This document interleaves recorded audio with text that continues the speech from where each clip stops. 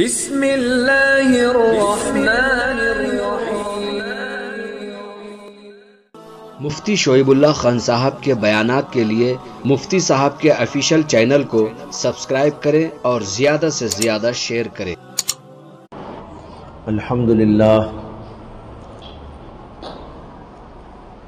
الحمدللہ رب العالمین والصلاة والسلام علی سید الانبیاء واشرف المرسلین وعلی آلہ وصحبہ اجمعین، اما بعد فقد قال النبی صلی اللہ علیہ وسلم من استحیا من اللہ تعالی حق الحیاء فلیذکر الموت والبلا او کما قال صلی اللہ علیہ وسلم۔ نبی اکرم صلی اللہ علیہ وسلم کی ایک حدیث آپ کو 2 یا 3 ہفتوں سے سنائی جا رہی ہے، جس کے اندر نبی اکرم صلی اللہ علیہ وسلم نے اللہ تعالیٰ سے حیا کرنے کا ذکر فرمایا ہے۔ فرمایا استحیوا من اللہ تعالی حق الحیاء، اللہ تعالیٰ سے اس طرح حیا کرو اور شرم کرو جیسے کہ اللہ سے حیا کرنے کا حق ہے۔ حضرات صحابہ رضی اللہ تعالی عنہم اجمعین نے عرض کیا کہ یا رسول اللہ صلی اللہ علیہ وسلم، ہم تو اللہ سے حیا کرتے ہیں الحمدللہ۔ اللہ کے نبی علیہ السلام نے فرمایا کہ میں وہ نہیں بول رہا ہوں جو تم سمجھ رہے ہو۔ پھر آپ نے اللہ سے اللہ کے حق کے مطابق شرم کرنے کی تفسیر فرمائی۔ آپ نے فرمایا کہ جو آدمی اللہ تعالیٰ سے اس طرح شرم کرے جیسے کہ اللہ سے شرمانے کا حق ہے، تو اس کو چاہیے کہ وہ سر میں جو چیزیں موجود ہیں، آنکھ ہے، زبان ہے، کان ہے، ان تمام چیزوں کی حفاظت کرے۔ فَلْيَحْفَظِ الرَّأْسَ بَمَا وَعَى، اور فرمایا کہ وَالْبَطْنَ بَمَا حَوَى، اور پیٹ کی بھی حفاظت کرے، اور پیٹ کے ساتھ ساتھ ان چیزوں کی بھی جو پیٹ کے آس پاس میں ہیں، ہاتھ ہیں، شرمگاہ ہے، اور دونوں پیر ہیں، ان سب چیزوں کی حفاظت کرے۔ اور پھر وہ تیسرا جملہ ارشاد فرمایا جو اس وقت میں نے آپ کے سامنے پڑھا کہ آپ نے فرمایا وَلْيَذْكُرِ الْمَوْتَ وَالْبِلَا، موت کو یاد کرے اور موت کے بعد قبر کے اندر گل جانے، سڑ جانے کو یاد کرے۔ موت کو یاد کرنا اور موت کے بعد کے احوال جو قبر میں پیش آنے والے ہیں ان کو یاد کرنا، یہ بھی اللہ تعالیٰ سے شرمانے کا حق ہے۔ سر کی حفاظت، سر کی چیزوں کی حفاظت، پیر کی حفاظت، پیٹ کی حفاظت، اور پیٹ کے ساتھ اس کے آس پاس کی چیزوں کی حفاظت، اور پھر ایک بات یہ کہ موت اور موت کے بعد قبر کے اندر گل جانے، سڑ جانے کو، بوسیدہ ہو جانے کو یاد کریں۔ جو آدمی یہ کام کرے گا وہ اللہ سے شرمانے کا حق ادا کرے گا۔ اس سے معلوم ہوا کہ موت کو یاد کرنا بھی بہت اہم ہے، تبھی اللہ سے انسان شرمانے والا بندہ بنے گا، نہیں تو بے شرم بن کر پھرتا رہے گا، کوئی چیز اس کی قابو میں نہ رہے گی۔ اگر موت یاد نہیں، دنیا ہی کو سب کچھ سمجھتا رہا، دنیا کی زندگی پر اکتفا کرتا رہا، دنیا کی زندگی کو مطمح نظر رکھتا رہا، موت یاد نہیں، قبر یاد نہیں، قبر کے بعد کی منزلیں یاد نہیں، تو یہ آدمی اللہ سے شرمائے گا نہیں، بے شرم بن کے زندگی کرے گا، نہ آنکھ کو غلطیوں سے روکے گا، نہ زبان کو قابو میں رکھے گا، نہ ہاتھ پیر کو قابو میں رکھے گا، تمام چیزیں بے قابو ہو کر الٹی سیدھی حرکتیں کرتا رہے گا، اس لیے کہ اسے نہ اللہ یاد ہے نہ موت یاد ہے نہ قبر یاد ہے. اس لیے فرمایا وَلْيَذْكُرِ الْمَوْتَ وَالْبِلَا. موت کو یاد کرنے کا حکم قرآن و حدیث میں جگہ جگہ آیا ہے. اللہ نے قرآن کریم کے اندر متعدد جگہ پر فرمایا ہے کہ ہر نفس کو موت کا مزہ چکھنا ہے. کل نفس ذائقۃ الموت. ہر نفس موت کا مزہ چکھنے والا ہے. یعنی موت ہر ایک کو آنے والی ہے. کوئی ایسا نہیں جس کو موت نہ آنے والی ہو. اور یہ بھی فرمایا وَمَا جَعَلْنَا لِبَشَرٍ مِّن قَبْلِكَ الْخُلْدَ. اے نبی آپ سے پہلے بھی جتنے لوگ گزرے ہیں ان میں سے بھی کسی کے لیے ہم نے خلد یعنی دنیا کی ہمیشہ کی زندگی نہیں مقرر کی ہے. جو بھی آیا جانے ہی کے لیے آیا. بڑا ہو چھوٹا ہو پڑھا لکھا ہو جاہل اور اناڑی ہو مرد ہو یا عورت ہو جوان ہو یا بوڑھا ہو موت کا وقت جب آئے گا تو موت اسے آ کر دبوچ لے گی. کل نفس ذائقۃ الموت. موت ایک ایسی حقیقت ہے جس کا انکار دنیا میں کسی نے نہیں کیا اور نہ کر سکتا ہے. اسے ایک مشاہداتی چیز ہے. ہر آدمی دیکھ رہا ہے. جو دنیا میں آیا وہ گیا. آج ہم لوگ یہاں بیٹھے ہیں. کتنے ایسے ہیں جو یہ دکھا سکتے ہیں کہ میرے پردادا اور اس سے اوپر والے دادا اس سے اوپر والے دادا موجود ہیں. دادا ہی ہو تو بڑی خوش قسمتی کی بات ہے. کسی کے دادا ہی اب موجود ہوں بڑی خوش قسمتی کی بات ہے. بہت سے ایسے بھی ہوں گے جن کے باپ ہی نہیں ہیں اس وقت میں. دادا کا کیا سوال. بہت سے وہ ہوں گے کہ دادا ان کے نہیں ہیں اور اس سے اوپر والوں کا تو سوال ہی نہیں پیدا ہوتا. خال خال دنیا میں کوئی ایسا ہوتا ہے جس کا پردادا بھی موجود ہو. بلکہ ایسا ہے کہ بہت سارے لوگوں کو اپنے پردادا کا نام بھی معلوم نہیں رہتا. وہ تو کیا رہے ان کا نام بھی نہیں ہے دنیا میں. چلے گئے اب پوچھئے اٹھا کر کسی کو کہ بھئی آپ کے پردادا کا نام کیا. بتا نہیں پاتے بہت سارے لوگ. عربوں میں تو دستور تھا کہ ان کے ہاں پیڑھی در پیڑھی نسب یاد رکھا جاتا تھا. یہ فلاں ابن فلاں ابن فلاں ابن فلاں ابن فلاں 10 پیڑھیوں تک بھی یاد رہتا تھا. لیکن ہمارے علاقوں میں تو آپ دیکھیں گے کہ پردادا بھی یاد نہیں ہے. پردادی کون پتا نہیں ہے. پرنانا کون پتا نہیں ہے. پرنانی کون یاد نہیں ہے.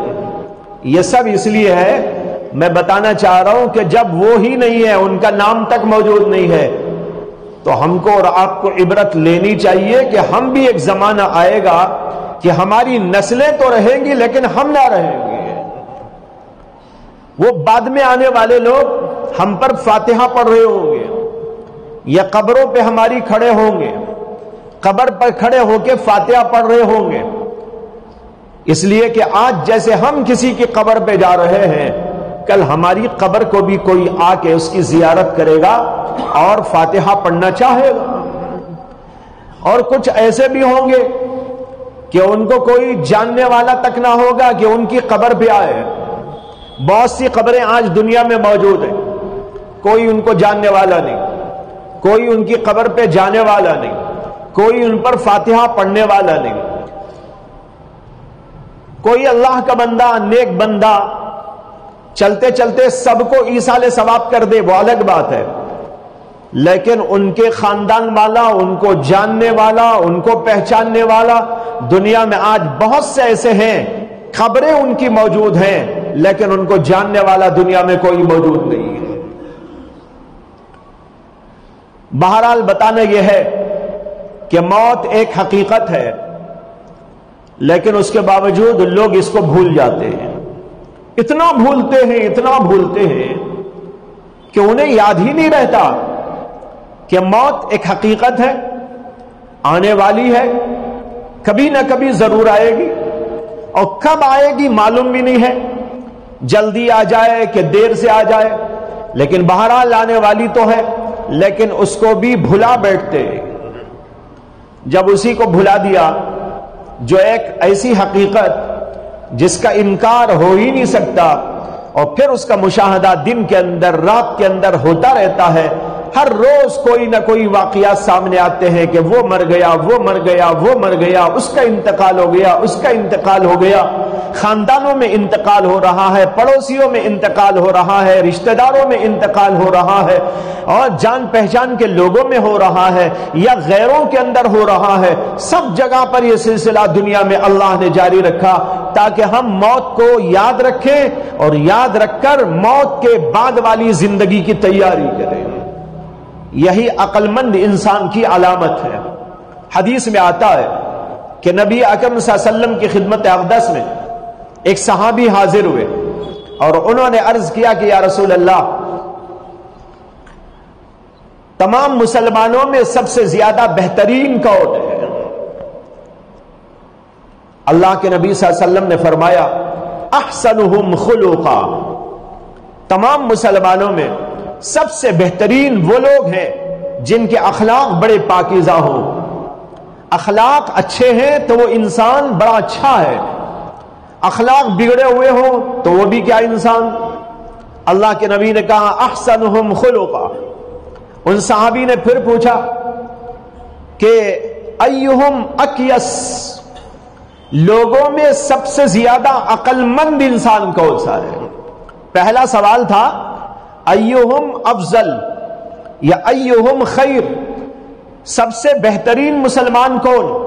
آپ نے کہا احسنہم خلقا، سب سے بہترین مسلمان وہ ہے جس کے اخلاق سب سے اونچی اور بہتر ہو. دوسرا سوال انہوں نے کیا کہ سب سے زیادہ اکیس یعنی عاقل کون ہے، عقل مند انسان کون ہے؟ اس کے جواب میں معلوم ہے کہ نبی اکرم صلی اللہ علیہ وسلم نے کیا فرمایا. آپ نے فرمایا کہ سب سے زیادہ بہترین، سب سے زیادہ عقل مند انسان یا مسلمان وہ آدمی ہے اکثرہم ذکرا للموت. یہ الفاظ ہیں حدیث پاک کے، اکثرہم ذکرا للموت، جو سب سے زیادہ موت کو یاد کرنے والا ہے وہ سب سے زیادہ عقل مند ہے. اور پھر اسی کے فوراً بعد میں فرمایا کہ جو موت کے بعد والی زندگی کے لیے تیاری کرتا ہے وہ سب سے زیادہ عقل مند انسان ہے. تو دو باتیں فرمائی عقل مندی کی دلیل میں. ایک بات تو یہ کہ موت کو کثرت سے یاد کرنا، اور دوسرے موت کے بعد والی زندگی کی تیاری کرنا. جو آدمی یہ دو کام کرتا ہے، اور یہ دونوں لازم ملزوم ہیں، جو موت کو یاد رکھے گا وہ موت کی تیاری بھی کرے گا. موت کی تیاری کیا ہے؟ موت کی تیاری یہ ہے کہ اپنے ایمان کو بنائے، اپنے اعمال کو بنائے، اپنے اخلاق کو بنائے. قبر میں جو سوالات ہونے والے ہیں ان کی تیاری کرے، اور عملی تیاری کرے. زبانی تیاری وہاں کام نہیں آئے گی.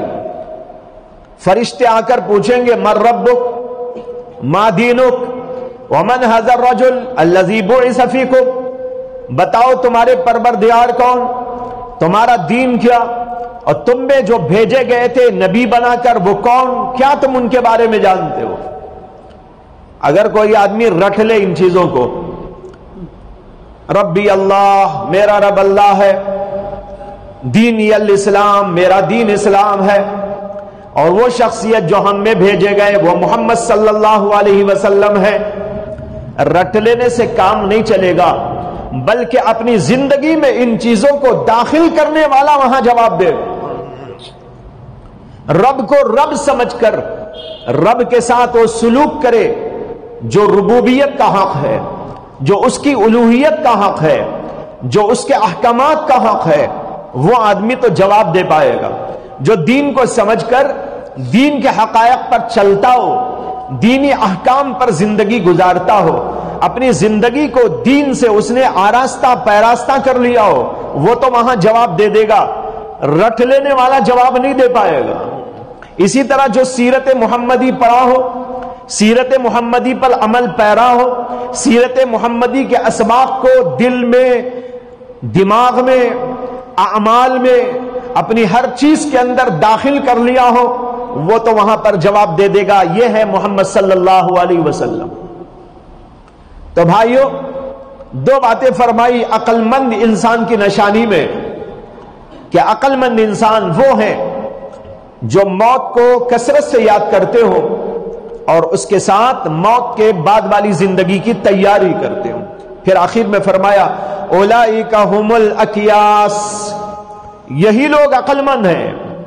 عقل مند وہ نہیں جو مال کماتا ہو، پیسے جماتا ہو، عیسیٰ کی ٹوپی موسیٰ کو، موسیٰ کی ٹوپی عیسیٰ کو پہنا کر لوگوں کو دھوکہ بازی کر کر کے کماتا ہو اور سمجھتا ہو میں تو بڑا عقل مند انسان ہوں، دیکھو کیسا کیسا لوگوں کو دھوکہ دے رہا ہوں، دیکھو کیسا چکما دے رہا ہوں، بات چیت ایسی کر رہا ہوں کہ لوگ میری بات چیت میں آ کر میرے اوپر بھروسہ کرنے لگے. اللہ کے نبی بتا رہے ہیں یہ عقل مند نہیں ہے، یہ بڑا بے وقوف ہے جسے موت یاد نہیں ہے، جسے آخرت یاد نہیں ہے، جسے قبر یاد نہیں ہے، قبر کی تیاری اس کے پاس موجود نہیں ہے. یہ انسان بے وقوف تر انسان. عقل مند انسان تو وہ ہے جو موت کو یاد رکھتا ہے. بزرگوں کا طریقہ یہ تھا، موت کا تذکرہ کرتے تھے، گھروں میں، بیٹھکوں میں، مجلسوں میں، آپس میں ملاقاتوں پر موت کا تذکرہ، موت کے بعد والی زندگی کا تذکرہ، قبر کا تذکرہ، حشر کا تذکرہ، یہ ان کی مجلسوں کے اندر ایک خاص موضوع ہوا کرتا تھا. لیکن آج آپ دیکھ لیجئے یہاں سے وہاں تک مجلسیں موت اور آخرت کے ذکر سے بالکل خالی. خال خال کوئی بندہ موت کا تذکرہ کرتا ہے، ورنہ تو عام طور پر موت کی باتوں سے، موت کے تذکرے سے ہماری مجلسیں بالکل خالی ہوتی ہیں. اسی لیے موت کا نہ ڈر ہے، نہ استحضار ہے، نہ اس کی فکر ہے، نہ اس کے لیے تیاری. روایتوں میں آتا ہے کہ حضرت سیدنا حسن بصری رحمت اللہ علیہ، ان کے ایک شاگرد کہتے ہیں کہ ہم ان کی مجلس میں جایا کرتے تھے اور ان کی مجلس میں کچھ نہ ہوتا تھا سوائے اس کے کہ دوزخ کا تذکرہ ہے، جنت کا تذکرہ ہے، موت کا تذکرہ ہے، آخرت کا تذکرہ ہے، جنت کی نعمتوں کا تذکرہ ہے اور جہنم کے عذابات کا تذکرہ ہے. بس ان کی مجلس تو اسی سے بھری ہوئی ہوتی تھی. اور اسی طریقے پر حضرت عمر بن عبدالعزیز جو اپنے زمانے کے امیر المومنین بھی تھے، خلیفۃ المسلمین تھے اور بہت بڑے عابد و زاہد اور متقی و پرہیزگار، ان کے بارے میں آتا ہے کہ عمر بن عبدالعزیز اپنی خلافت کے زمانے میں روزانہ ایک مجلس قائم کرتے تھے اپنے گھر میں، اور ان کی مجلس جو ہوتی تھی اس کے اندر علماء جمع ہوتے تھے اور قرائے کرام جمع ہوتے تھے، مشائخ اعظام جمع ہوتے تھے، دینی رہبر، دین کے بڑے بڑے اساتین علم و فن کے جمع ہوتے تھے. اور ہوتا کیا تھا، کہتے ہیں کہ وہاں پر صرف اس کا تذکرہ ہوتا تھا، یتذاکرون الموت والآخرہ والجنہ والنار. دوزخ کا ذکر، جنت کا ذکر، آخرت کا تذکرہ، موت کا تذکرہ، یہ وہاں پر مجلس کے اندر چلا کرتا تھا اور روزانہ یہ مجلس ہوتی تھی. اور اسی کے آگے راوی کہتا ہے پھر اس کے بعد یبکون، پہلے تو کہا یتذاکرون الموت والآخرہ والجنہ والنار فیبکون، پھر رونے لگتے تھے سب لوگ. موت کا ذکر کر کے، آخرت کا تذکرہ کر کے، ان چیزوں کا ذکر کر کے رونے لگتے تھے. کأن بین ایدیہم جنازہ، ایسا روتے تھے، ایسا روتے تھے جیسے کسی کے سامنے جنازہ رکھا ہو اور اس کا رشتہ دار رو رہا ہو. جیسے جنازہ رکھ کر لوگ جنازے پر، میت پر روتے ہیں، اس طریقے پر یہ لوگ جنت اور دوزخ اور آخرت اور موت کا تذکرہ کر کر کے رویا کرتے تھے. معلوم ہوا کہ وہاں کی مجلسوں کا یہ عنوان تھا. اسی اللہ کا ڈر تھا، خوف تھا آخرت کی فکر لگی ہوئی تھی. میں آنکھ اٹھاؤں تو کیا ہو جائے گا، میں زبان کھولوں تو کیا ہو جائے گا، میں کان سے کوئی غلط بات سن لوں تو کیا ہو جائے گا، میری نماز چھوٹ جائے تو کیا ہو جائے گا، میرا ذکر ختم ہو جائے تو کیا ہو جائے گا. یہ سب سوچ سوچ کر وہ اپنی زندگی کو بنانے میں لگے رہتے. حضرت سفیان ثوری بہت بڑے آدمی تھے، بڑے محدث تھے، عظیم الشان مفسر تھے، عظیم الشان فقیہ تھے، بڑے عظیم مجتہد تھے، اور ان کا مسلک بھی 4 اماموں کی طرح ایک زمانے تک چلا کرتا تھا. جیسے آج ہم کہتے ہیں حنفی مسلک، مالکی مسلک اور حنبلی مسلک، شافعی مسلک، ایک زمانے تک سفیان ثوری کا بھی مسلک دنیا میں چلتا تھا. اتنے بڑے امام تھے وہ. ان کے بارے میں آتا ہے، ان کے ایک شاگرد کہتے ہیں کہ ہم ان کی مجلس میں جاتے تھے،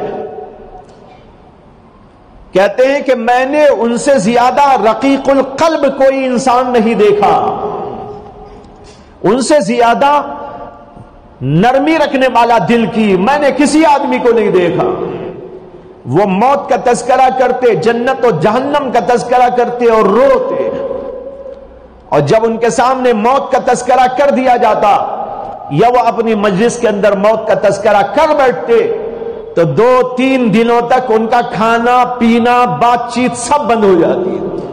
اللہ اکبر. یہ حال ہوتا تھا. اثر لیتے تھے کہ 2-3 دنوں تک موت کا تذکرہ آ گیا تو کھانا ختم، پینا ختم، سونا ختم. انہی کے ایک شاگرد امام عبد الرحمن بن مہدی ہیں، وہ کہتے ہیں کہ ہم حضرت سفیان ثوری کے پاس جایا کرتے تھے.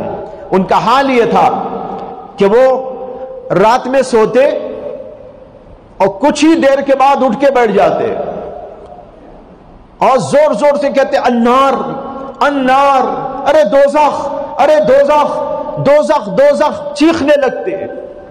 اور پھر اس کے بعد ان کی نیند ختم ہو جاتی، بس اس کے بعد پوری رات عبادت میں گزار دیتے. یعنی سوتے ہی ان کو جہنم یاد آ جاتی، آخرت یاد آ جاتی، اور پھر اٹھ کر بیٹھ گئے، دوزخ دوزخ چلاتے رہے، اور پھر اس کے بعد عبادت میں لگا دیتے تھے اپنا سارا وقت. یہی حال تھا حضرت طاؤس کا. امام طاؤس بھی تاریخ کی ایک مشہور شخصیت ہے، تابعین میں سے ہیں، ابن عباس کے خاص شاگردوں میں سے ہیں، بڑے اونچے درجے کے فقیہ اور بڑے اونچے درجے کے محدث ہیں. ان کے بارے میں ان کے شاگردان کہتے ہیں کہ وہ سونے کے لیے بیڈ پہ جاتے اور بچھونے پر بے قراری میں اس طریقے پر الٹ پلٹ ہوتے اور لوٹتے جیسے کہ کسی پتیلی کے اندر ایک دانہ ڈال کر آگ کے اندر رکھ دیا جائے تو جیسے وہ دانہ اچھل کود کرتا ہے. کہتے ہیں اس طریقے پر بیڈ پر اچھل کود کرتے تھے، اور پھر اس کے بعد دوزخ کا ذکر کرتے ہوئے اٹھ کے بیٹھ جاتے تھے اور مراقبہ کرنے لگتے تھے. پوری رات اسی طرح عبادت میں گزر جاتی تھی، اور پھر صبح میں فرماتے عابدوں کی نیند جہنم کے تذکرے نے اڑا دی ہے، عابدوں کی نیند جہنم کے تذکرے نے اڑا دی. یہ کہہ کر اٹھ کے چلے جاتے تھے. یہ حال تھا ان اسلاف کا، بزرگوں کا. یہ ہمارے اسلاف ہیں جن کا نام ہم لیتے ہیں، ان کی تعلیمات سے استفادہ کرتے ہیں، ان کی کتابیں ہم لوگ پڑھتے ہیں، ان کے اقوال کا تذکرہ کرتے ہیں، ان کی احادیث کو ہم لیتے ہیں اور ان کے بیانات کو قبول کرتے ہیں. لیکن بھائی بیانات کو تو قبول کر رہے ہیں، ان کے احوال کو قبول نہیں کر رہے. ان کا حال کیا تھا، ان کی زندگی کا طرز کیا تھا، ان کی زندگیوں میں فکر آخرت کیسا گھسا ہوا تھا، موت کیسے ان کے دل دماغ کے اوپر مسلط تھی اور اس کا استحضار کیسے تھا، اس کو ہم لوگ بھولے ہوئے. یہ چند بزرگوں کا تذکرہ میں نے کیا اس حدیث کی روشنی میں کہ اللہ کے نبی علیہ الصلوۃ والسلام نے ارشاد فرمایا من استحیا من اللہ تعالی حق الحیا، جو آدمی اللہ تعالی سے اس کے حق کے مطابق شرمانا چاہتا ہے تو اس کے لیے کیا کرنا ہوگا، فَلْيَحْفَظِ الرَّأْسَ وَمَا وَعَا، والبطن وما ہوا ولیذکر الموت والبلا، سر اور سر کے آس پاس کی چیزوں اور پیٹ کے آس پاس کی چیزوں کی حفاظت، اور یہ کہ موت اور موت کے بعد گل جانے، سڑ جانے، بوسیدہ ہو جانے کو یاد کرے۔ یہ بوسیدہ ہونے کا کیا مطلب؟ کبھی بیٹھ کر سوچا کرے کہ آج میں بیٹھا ہوا ہوں، زندہ ہوں، کھا رہا ہوں، پی رہا ہوں، اچھے اچھے کپڑے پہن رہا ہوں، ذرا سی دھول لگ جائے مجھے برداشت نہیں ہوتا، نہ کپڑوں پر برداشت، نہ جسم پر میرے برداشت۔ اگر کرسی پہ دھول ہو میں کرسی پر نہیں بیٹھتا، اس کو لے کر پہلے صفائی کرتا ہوں۔ اگر نیچے بیٹھ گیا تو سارے لوگ مجھے آ کر کہیں کہ جناب اوپر بیٹھیے، اوپر بیٹھیے، اوپر بیٹھیے۔ ابا نیچے بیٹھ گئے تو ہم کہتے ہیں کہ ابا جی ارے کرسی لا رہا ہوں، ارے قالین بچھا رہا ہوں، حسیر بچھا رہا ہوں، مٹی پہ کیوں بیٹھے ہو؟ وہ اٹھا کر لوگوں کو اوپر بٹھا دے گی۔ لیکن جب موت آئے گی، انسان کو لے جا کے دفن کیا جائے گا، مٹی کے ڈھیر میں اس کو ڈال کے آ جائے گا، اس وقت کوئی کہنے والا ہوگا باپ کو، ماں کو، شیخ صاحب کو، استاد صاحب کو، یا کسی بڑے اور چھوٹے کو، ارے یہاں کیوں ان کو جو ہے مٹی میں ڈال دیا جا رہا ہے؟ مٹی میں نہیں، ہم یہاں پر ٹائلز لگائیں گے ان کے لیے۔ لگائیں گے کوئی کہ ہم قبر کے اندر ٹائلز لگائیں گے، ٹائلز میں ان کو سلائیں گے؟ نہیں، وہاں مٹی میں ڈال دیا جائے گا، اور مٹی میں ڈال کر اوپر سے مٹی ڈال دی جائے گی۔ کتنا وحشتناک منظر ہے، ذرا سوچ کر دیکھو۔ دلوں کی حالت بدلنی چاہیے۔ اگر ہم نے یہ سوچ لیا، اگر دل مر اس کا احساس نہیں ہو رہا ہے تو مطلب یہ ہے کہ دل مردہ ہو چکا ہے۔ مردے کو احساس نہیں ہوتا نا۔ ایک آدمی مرا ہوا پڑا ہے، اسے آپ گرم لگا دیں، یا یہ کہ برف کی سل لا کے اس کے اوپر رکھ ڈالیں، کوئی اثر ہوگا؟ نہیں ہوگا۔ کیوں؟ مردہ ہے۔ اسی طرح دل اگر مر جاتا ہے تو قرآن کا اثر نہیں ہوتا، دل اگر مر جاتا ہے حدیث کا اثر نہیں ہوتا، دل مر جاتا ہے ان احوال کا اثر نہیں ہوتا، دل مر جاتا ہے موت کا اثر نہیں ہوتا۔ اگر نہیں ہو رہا ہے سمجھو کہ دل میرا کمزور ہے روحانی اعتبار سے، اس کے اندر بیماری آ گئی ہے، اور اس بیماری نے مجھے ادمرا یا پوری طرح مردہ کر دیا ہے۔ اس لیے ایسے لوگوں کو اپنا علاج کرانا چاہیے، دل میں بیداری آ جائے، دل میں احساس پیدا ہو جائے، ڈر و خوف پیدا ہو جائے۔ اگر یہ خوف نہیں پیدا ہو رہا ہے، دل مردہ ہے، بیمار ہے۔ میں کہہ رہا تھا کہ اس کے اندر ایک تو فرمایا موت، اور اس کے بعد میں کہا بلا کے معنی بوسیدگی۔ جب قبر میں رکھ دیا جاتا ہے، دفن کر کے لوگ چلے جاتے ہیں، کیا ہوتا ہے؟ چند دنوں تک وہ لاش رہے گی، اس کے بعد بوسیدہ ہو جائے گی، پھٹ جائے گی، گل جائے گی، سڑ جائے گی، پیپ اور لہو نکلنا شروع ہو جائے گا، اور اعضا جو ہے مٹی کھانا شروع کر ڈالے گی اور ختم ہو جائے گا۔ ایک دفعہ حضرت عمر بن عبدالعزیز رحمت اللہ علیہ کے پاس ایک بہت بڑے محدث جن کا نام ہے امام محمد ابن کعب القرظی رحمت اللہ علیہ، محمد بن کعب القرظی رحمت اللہ علیہ، وہ آئے، وہ آتے جاتے تھے ان کے پاس کبھی کبھی۔ ایک طویل عرصے کے بعد ان کی خدمت میں ان کا آنا ہوا، آئے اور بیٹھک ہوئی تو محمد بن کعب القرظی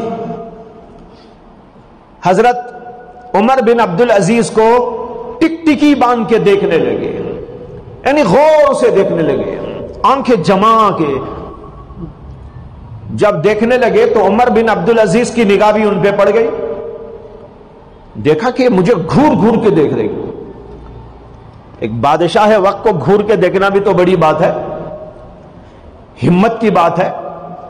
اب عمر بن عبدالعزیز نے دیکھا کہ یہ مجھے ٹکٹکی باندھ کے گھور کے دیکھ رہے، تو انہوں نے کہا کہ اے محمد بن کعب، تم تو کبھی اس طرح مجھے دیکھتے نہیں تھے جیسے آج تم مجھ کو دیکھ رہے ہو، کیا بات ہے؟ تو محمد بن کعب القرظی نے عرض کیا کہ حضرت، میں اس سے پہلے آپ کی خدمت میں آیا تھا تو میں نے آپ کو دیکھا تھا کہ آپ کا جسم موٹا تگڑا، چہرہ حسین اور خوبصورت، لیکن اب میں آپ کو دیکھ رہا ہوں نحیف ہو گئے ہیں، کمزور ہو گئے ہیں، چہرے کا رنگ فق ہو گیا ہے، پیلا پڑ گیا ہے، یہ میں غور سے دیکھ رہا ہوں۔ تو عمر بن عبدالعزیز نے کیا کہا؟ اللہ اکبر! بڑے عجیب اللہ کے بندے تھے، آخرت کا استحضار تھا، موت کا ہر وقت استحضار تھا۔ انہوں نے کہا کہ اے محمد بن کعب، تم مجھے اب یہ دیکھ کر گھور گھور کے دیکھ رہے ہو اور پوچھ رہے ہو کہ کیا ہوا، لیکن اس وقت تمہارا کیا حال ہوگا جب تم مجھے قبر میں 3 دن کے بعد دیکھو گے؟ اس وقت تمہارا کیا حال ہوگا جب میری موت کے 3 دن کے بعد مجھے قبر میں دیکھو گے، جبکہ میرے جسم کو مٹی کھا رہی ہوگی اور اس میں کیڑے پڑ گئے ہوں گے اور اس کے ساتھ جانور اس کو کھا رہے ہوں گے، پیپ اور لہو نکل رہا ہوگا، اس وقت تم کیا کرو گے؟ اس کو کہتے ہیں استحضار۔ وَلْيَذْكُرِ الْمَوْتَ وَالْبِلَا، یہ دیکھو بلا کو یاد کر رہے ہیں، بوسیدگی کو یاد کر رہے ہیں، قبر کے اندر کے منظر کو یاد کر رہے ہیں، قبر میں کیا ہوگا، قبر کے حالات کیا ہوں گے، وہاں کیسا میرا معاملہ ہوگا۔ یہ سوچ سوچ کر جو آدمی یہ سوچ رکھے گا اور ہر وقت اس کو یاد کرتا رہے گا، اس کی زندگی کے اندر نکھار نہ آئے تو کیا آئے گا، اس کی زندگی سنور نہ جائے تو اور کیا ہوگی۔ ناممکن ہے کہ نہ سنورے، ناممکن ہے کہ نہ بنے، ضرور بھی ضرور اس کی زندگی بنتی چلی جائے گی، اس لیے کہ اسے موت یاد ہے، موت کے احوال یاد ہیں، قبر یاد ہے، قبر کی بوسیدگی یاد آ رہی ہے۔ ایک بزرگ تھے جن کا نام تھا امام عبداللہ ابن المبارک، سب جانتے ہیں ان کو، بڑی معروف شخصیت تاریخ کی۔ ان کے ایک شاگرد تھے، ان کا نام تھا قاسم بن محمد۔ وہ فرماتے ہیں کہ ہم حضرت عبداللہ بن مبارک کے ساتھ سفروں میں جایا آیا کرتے تھے، اور ان کی جو شہرت، ان کی جو عزت، ان کا جو مقام لوگوں میں ہم دیکھتے تھے تو ذہن کے اندر ایک سوال آتا تھا۔ سوال یہ آتا تھا کہ اس آدمی کو ایسی عزت اور اتنا بلند ترین مقام کیوں ملا ہے؟ کہتے ہیں میرا دل اندر سے کہتا کہ شاید اس لیے کہ بڑی عبادت کرتے ہیں، شاید اس لیے کہ علم بہت ان کے اندر موجود ہے۔ علماء کو خاص طور پر یہ سننا چاہیے، طالب علموں کو خاص طور پر سننا چاہیے، غور سے سنے کہ کیا عجیب واقعہ ہے۔ محمد بن قاسم بن محمد کہتے ہیں کہ میں سوچتا تھا کہ اس آدمی کو اتنی بلندی، اتنی عظمت، اتنی عزت، اتنا مقام کیوں؟ دل اندر سے کہتا ان کے علم کی وجہ سے ہوگا یا ان کی عبادت کی وجہ سے ہوگا، لیکن اندر سے دل جواب دیتا ایسے علم والے تو اور بھی ہیں، ایسی عبادت والے تو اور بھی ہیں، علم تو ماشاءاللہ ہمارے پاس بھی ہے، عبادت ہم لوگ بھی کرتے ہیں، تہجد گزاری ہم بھی کرتے ہیں، ذکر اذکار تو ہم بھی کرتے ہیں، علم میں ہم بھی ترقی کرتے ہیں۔ کہتے ہیں کہ دل اندر سے کہتے ہیں کہ ایک بار ایسا ہوا کہ ایک واقعہ پیش آیا، سفر میں جا رہے تھے اور ایک جگہ پر رات میں قیام کیا اور وہاں کھانے کی مجلس تھی، ساتھ میں قافلہ چل رہا تھا، سب قافلے والوں نے ایک جگہ پر قیام کیا، کھانے کا وقت آیا، دسترخوان بچھایا گیا، چراغوں کا دور تھا، لائٹنگ وہاں ہوتی نہیں تھی، چراغ سامنے رکھا ہوا تھا، لوگ بیٹھ کے کھا رہے تھے، عبداللہ بن مبارک بھی تھے اور سب لوگ موجود تھے۔ ایک ہوا کا جھونکا آیا اور چراغ گل ہو گیا، بجھ گیا۔ رات کا وقت اور اس زمانے میں میچز واچز تو تھی نہیں کہ جیب سے نکال کے جلا دے.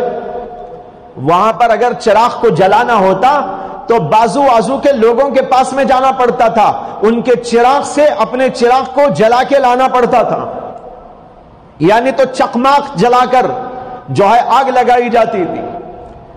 تو کہتے ہیں محمد بن قاسم یا قاسم بن محمد کہ ہم میں سے ایک آدمی اٹھا اور چراغ لے کے باہر گیا جلا کے لانے کے لیے, اور 2-4 منٹ جانے کے بعد واپس آیا.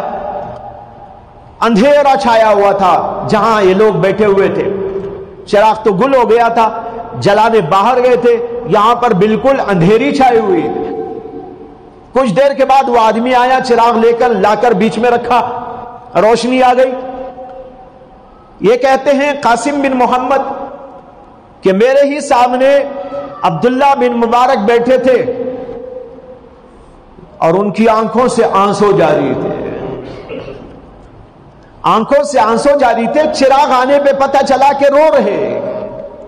پوچھا گیا کہ حضرت کیا بات ہے, رونے کی کیا بات ہے؟ کہنے لگے بھائی جب یہاں اندھیری چھائی تو مجھے قبر کی اندھیری یاد آ گئی.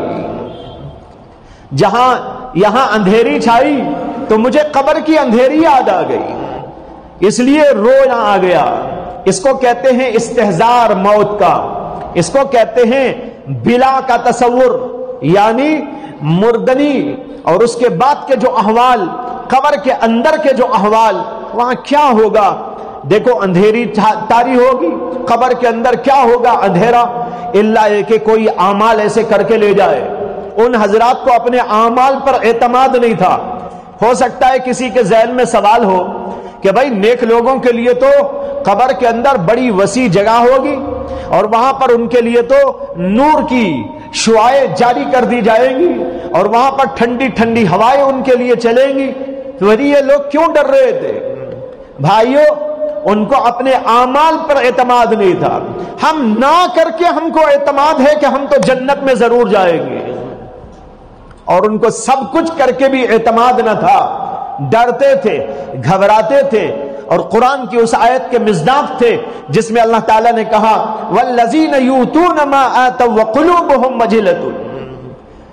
سب کچھ کر کے بھی ان کے دل کانپتے رہتے ہیں, ان کے دلوں پر کپ کپی تاری رہتی ہے. حضرت عائشہ صدیقہ رضی اللہ تعالی عنہا نے نبی اکرم صلی اللہ علیہ وسلم سے پوچھا تھا کہ اللہ کے نبی یہ آیت کن لوگوں کے بارے میں آئی ہے؟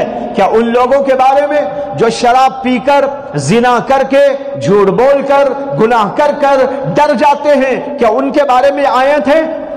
اللہ کے نبی نے کہا عائشہ نہیں, ان کے بارے میں نہیں, یہ ان لوگوں کے بارے میں ہے الذین یصلون ویصومون ویؤتون الزکاۃ ویحجون ویعبدون. جو لوگ نماز پڑھتے ہیں, ذکر کرتے ہیں, زکات دیتے ہیں, روزہ رکھتے ہیں, حج کرتے ہیں, عبادتیں کرتے ہیں, پھر بھی ڈرتے ہیں کہ قبول ہوگی کہ نہ ہوگی, پتہ نہیں کیا ہوگا.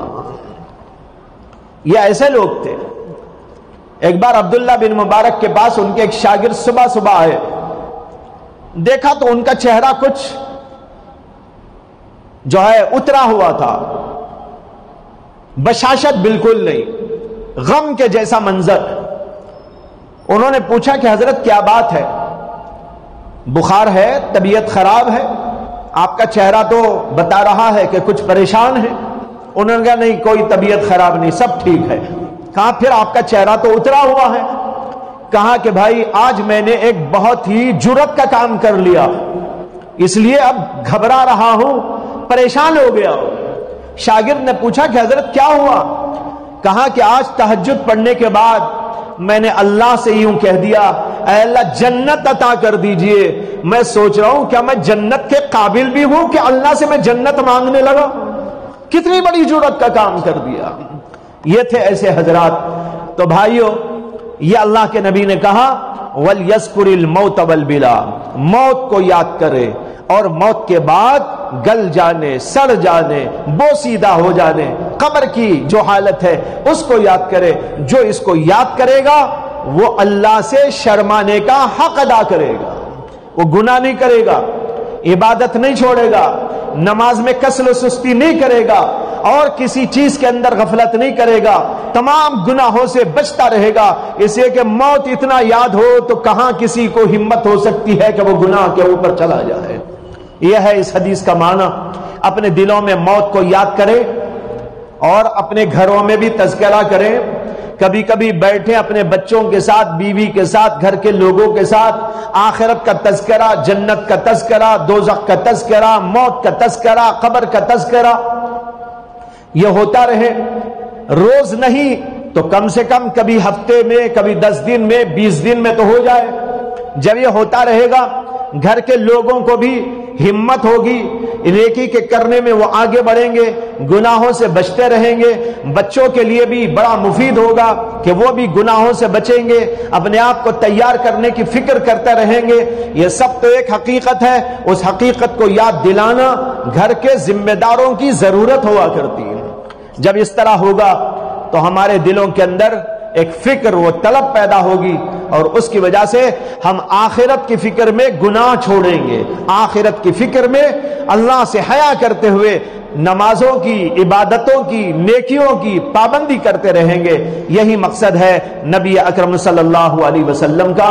وآخر دعوانا ان الحمد للہ رب العالمین۔